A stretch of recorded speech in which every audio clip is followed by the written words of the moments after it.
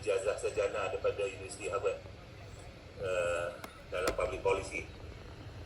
Itu dari segi akademik lah. Dari segi bidang kerja, saya pernah bekerja dengan forestry dan yang lamanya dengan sebuah bank pusat lah, Bank Negara Malaysia, selama 33 ke 34 tahun ni betul.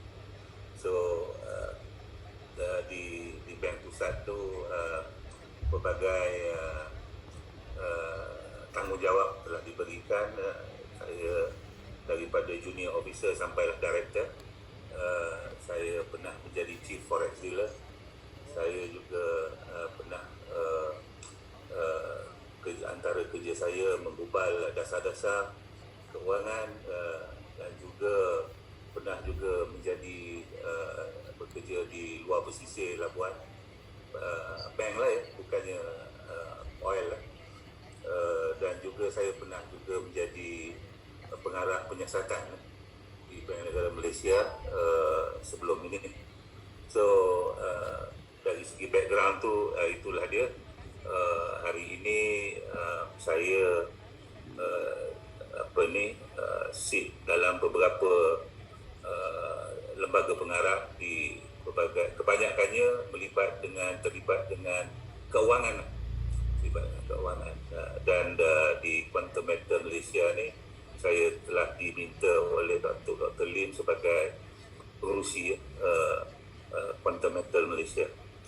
Itulah sedikit sebanyak tentang latar belakang saya di Bank Negara tu. Antara benda yang mungkin menarik ialah semasa menjadi pengarah penyiasatan, cuba membendung skim cepat kaya. Kalau tuan-tuan pernah dengar nama-nama, ada nama yang Dr. Lim sebut tadi itu, dan ada pelbagai-bagai nama lah. Kami terlibat lah di dalam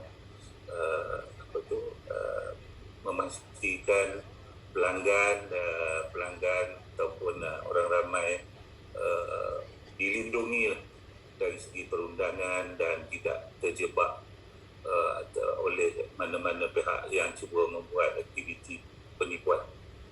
Itulah antara aktiviti yang saya anggap bukan aktiviti lah, tanggungjawab yang agak berat. Dan antara benda yang diberi penekanan di Quantum Metal tu samalah juga, memastikan pelanggan terpelihara, tidak terjebak dalam apa-apa aktiviti penipuan. Jadi itu adalah filosofi Quantum Metal, mematuhi segala perundangan, mematuhi segala peraturan, mematuhi segala garis panduan yang ditetapkan oleh mana-mana pengawal selia. Itulah ya. Terima kasih Tuan Haji. Okey. So itu bila kita lihat latar belakang yang diceritakan oleh Tuan Haji tadi, saya kira sebenarnya telah memberikan jawapan kepada keseluruhan kita punya hampir 1,000 orang pada malam ini Tuan Haji. So maknanya Quantum Metal walaupun Tuan Haji dalam bidang keuangan, bidang financial, tapi bergabung dengan Dato' Lee Kong Soong dalam bidang emas. So saya kira itu satu gabungan yang sangat mantap. Sama di perundangan tu yang penting Tuan Haji. Perundangan yang kita penting, dan kita lebih jelas apa yang Tuan Haji Kamarin bercerita pada kita tadi, tuan-tuan dan puan. So maknanya kita Tuan Haji kita anggap maknanya Tuan Haji ini sebagai backup dari segi perundangan di dalam Quantum Metal ini. Sebab dari segi pengalaman, dari segi eksperti yang ada daripada Tuan Haji ini, insyaAllah kita rasa aman dan selamat kita dapat berbisnes dengan cara yang betul dan mengikut undang-undang yang ada pada ketika ini. Baik Tuan Haji, sedikit soalan ni, tapi yang paling penting ni pada Tuan Haji, tapi satu soalan je Tuan Haji ni. Satu soalan ni, tapi saya rasa satu soalan ni akan merungkai kepada semua soalan. Saya rasa akan merungkai. Jadi soalan dia Tuan Haji ialah daripada business model. Okey, business model dan juga natural business Quantum Metal.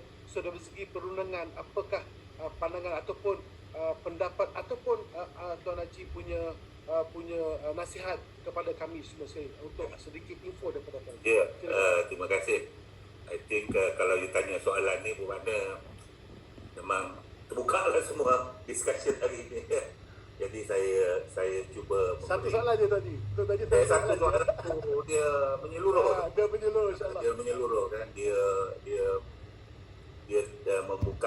pada semua bidang lah, sebab dia bukannya boleh narrow pada satu skop. Pertama sekali, saya akan menggunakan dua bahasa lah ya.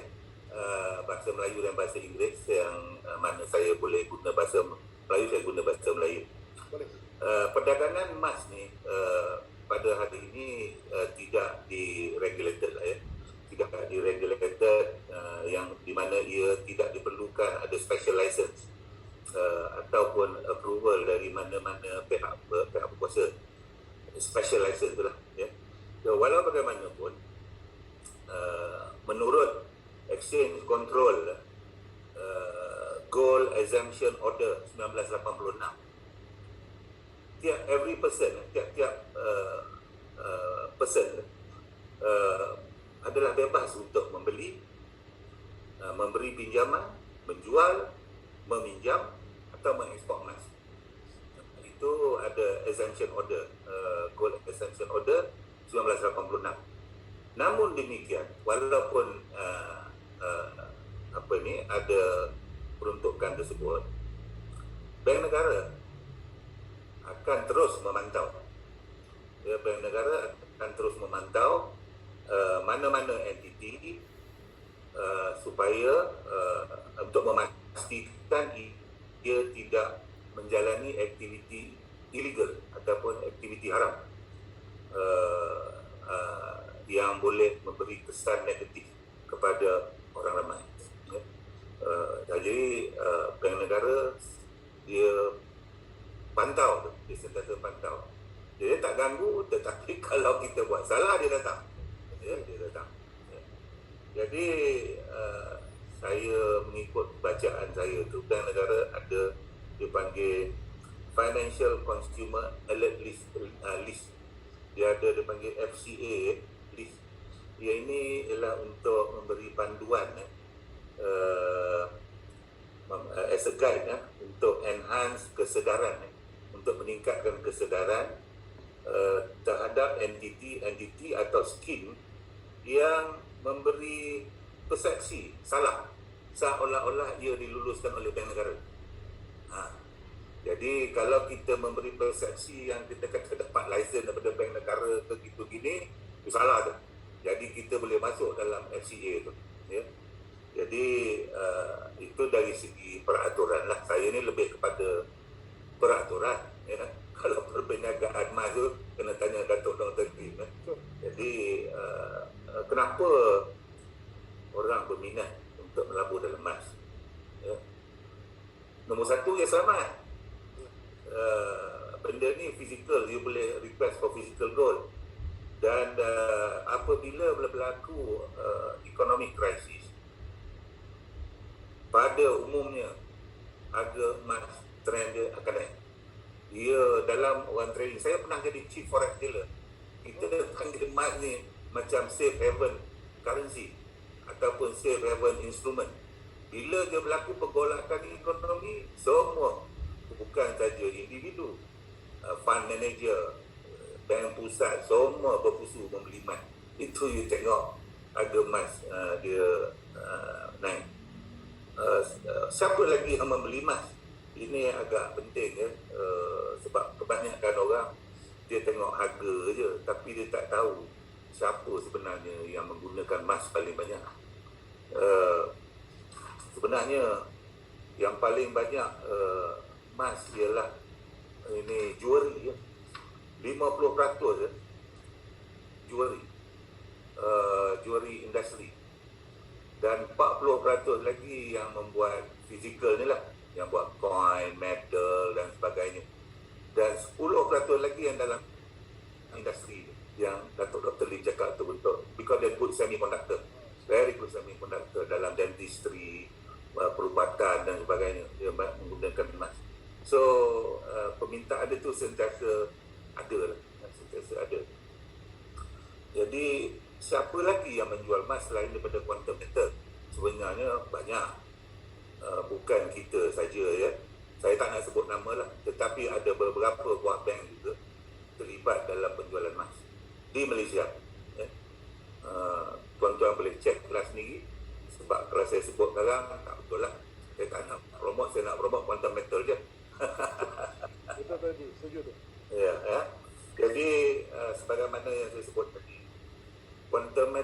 sentiasa patuh, cuba patuh, dan saya selalu tekankan patuh kepada peraturan dan perundangan. Dan apabila kita membuat apa benda, apa-apa advertisement ataupun melalui apa-apa media, sama ada akhbar, elektronik dan sebagainya, pastikan advertisement itu tepat. Jangan ada unsur-unsur yang cuba memberi orang kata unsur penipuan, yang mana boleh manusia ni kita ada kelemahan, kita panggil greed. Greed ni bila orang janji sesuatu keuntungan, semua tertarik kepada janji tu. Kita nak para pelabur, untuk bila dia nak melabur, make sure dia equip with knowledge. Dia equip dengan knowledge dia, equip dengan pengetahuan dia, jadi dia tahu apa dia buat, dan apa benda pelaburannya dia buat tu adalah baik untuk dia. Itu yang kita harapkan. Jadi jangan mudah terpedaya yang kita terima ni, kata bank pusat di London beli emas ke, baca Google, check, tengok. Sebab ini semua mempengaruhi pasaran emas, ya.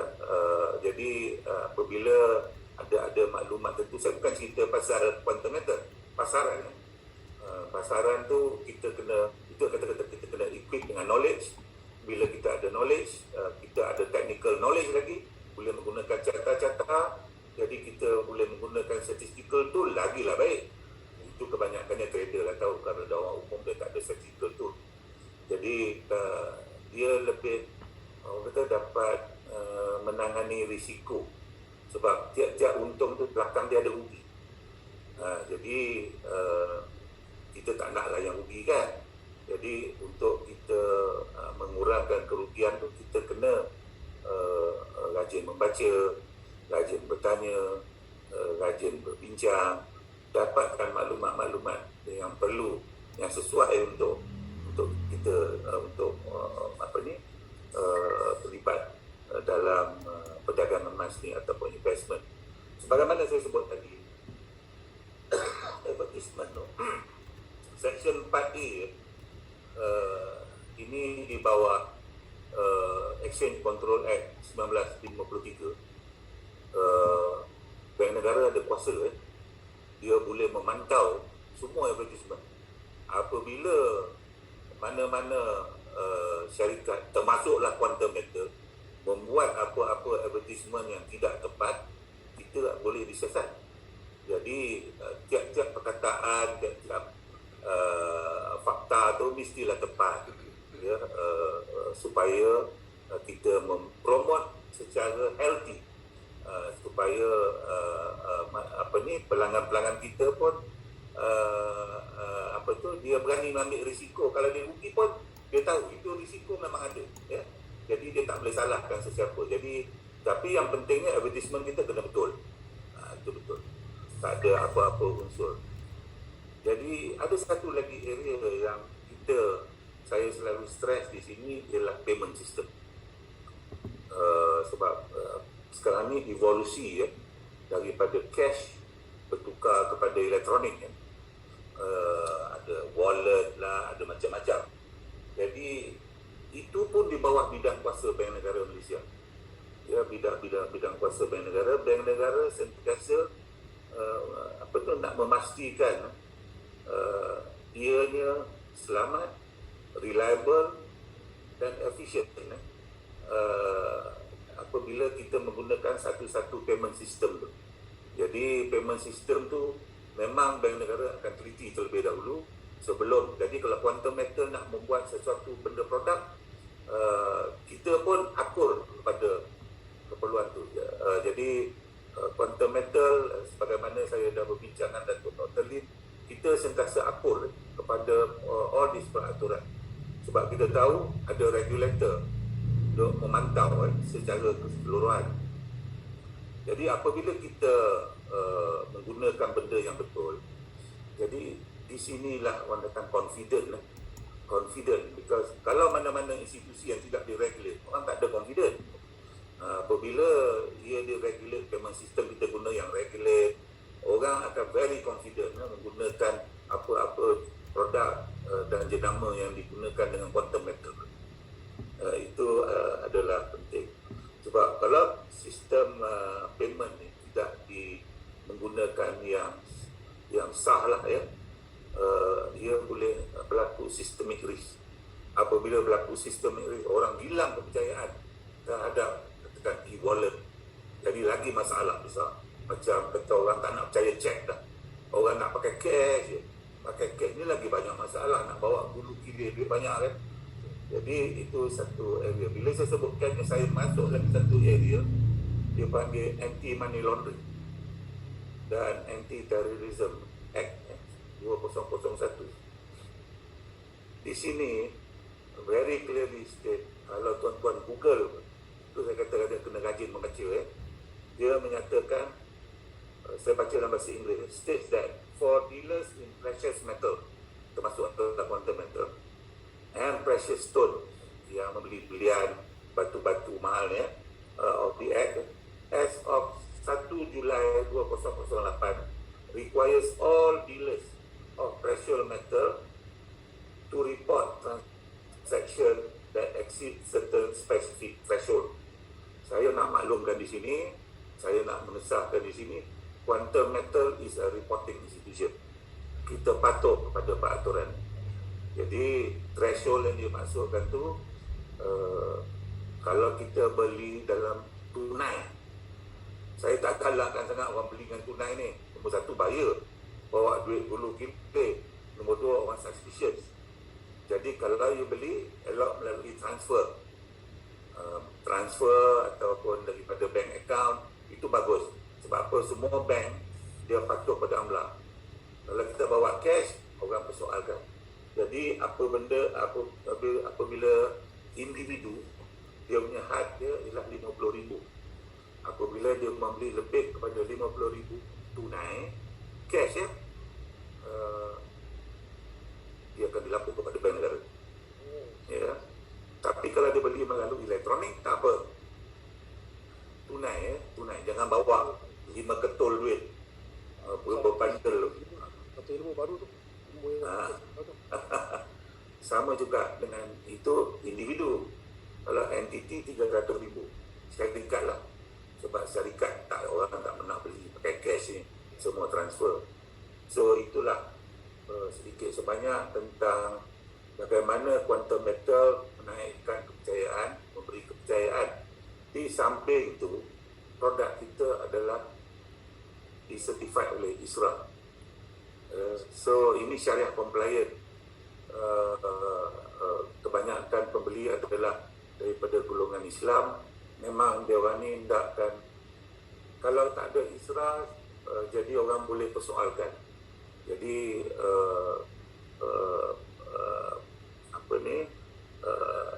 certification satu, audit satu, syariah audit pun akan dilakukan juga untuk memastikan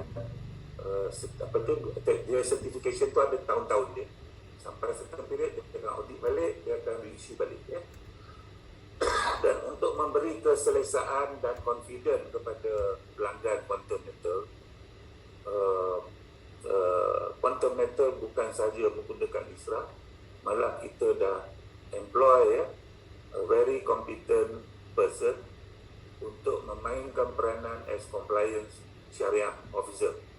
So sekarang di quantum metal dah ada competent person yang mempunyai akademik yang mencukupi untuk membuat kerja-kerja compliance untuk pematuhan syariah, dan beliau juga akan diminta untuk melakukan audit syariah terhadap produk-produk.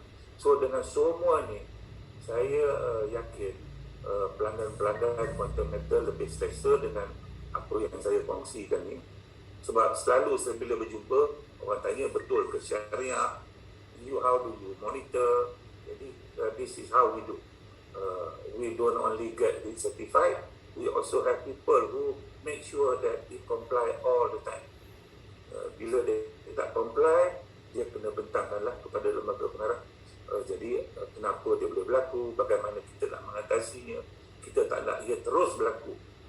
sekiranya dia tak comply dengan syariah. Jadi kadang-kadang boleh tersilap, boleh berlaku. Even dalam bank pun, saya pengurusi sebuah bank pun boleh berlaku ya. Jadi bagaimana kita nak mengatasinya, adalah kaedah-kaedah dia sebagaimana yang dinasihatkan oleh Majlis Syariah. Itulah sedikit sebanyak saya buka semua topik tu. So saya pulang balik kepada MC. Baik, terima kasih kepada Tuan Haji. Tuan Haji punya pencerahan kepada malam ini dan juga sedikit nasihat. Dalam pencerahan itu ada nasihat telah membuatkan lebih ramai orang jatuh cinta dengan konten pada malam ini, saya yakin Tuan Haji.